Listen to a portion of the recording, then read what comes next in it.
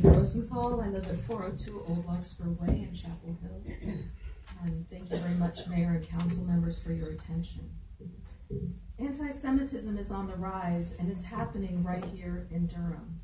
I will share the words of Rabbi Lord Sachs, who spoke of anti-Semitism before the House of Lords in September. Quote, "My lords, it pains me to speak about anti-Semitism, the world's oldest hatred, but I cannot keep silent. One of the enduring facts of history is that most anti-Semites do not think of themselves as anti-Semites. We don't hate Jews, they said in the Middle Ages, just their religion. We don't hate Jews, they said in the 19th century, just their race. We don't hate Jews, they say now, just their nation state. Anti-Semitism is the hardest of all hatreds to defeat because like a virus it mutates, but one thing stays the same. Jews, whether as a religion or a race or as the state of Israel, are made the scapegoat for problems for which all sides are responsible. That is how the road to tragedy begins. Anti-Semitism, or any hate, becomes dangerous when three things happen. First, when it moves from the fringes of politics to a mainstream party and its leadership. Second, when the party sees that its popularity with the general public is not harmed thereby. And three, when those who stand up and protest are vilified and abused for doing so." End quote. Rabbi Sachs is correct, and these changes are happening right here in Durham. We see swastikas, which usually come from those on the right.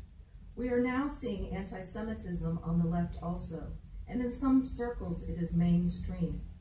Those who dare to speak out against this hatred are often vilified.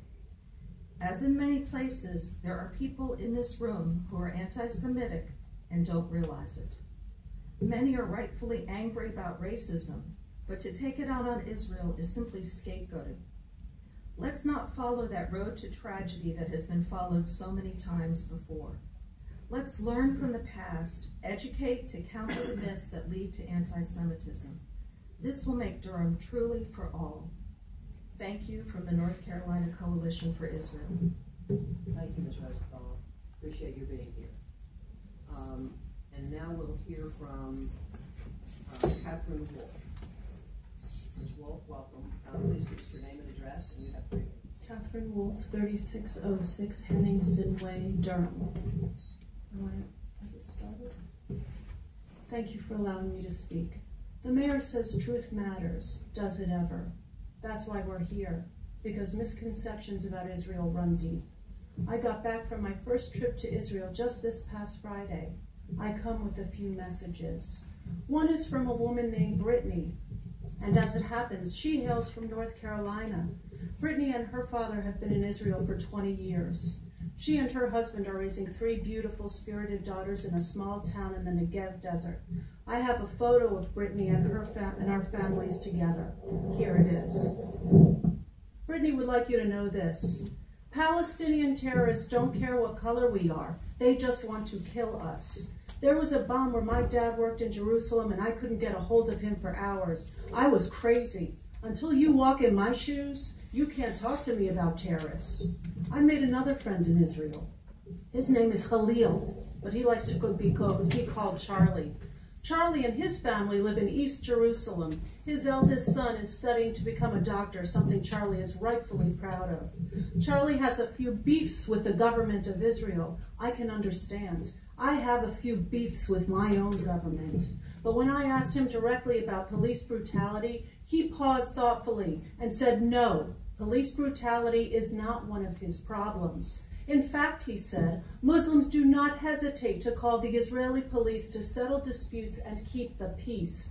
What Charlie was upset about was the lack of scholarships for Arab Israelis to attend Israeli universities.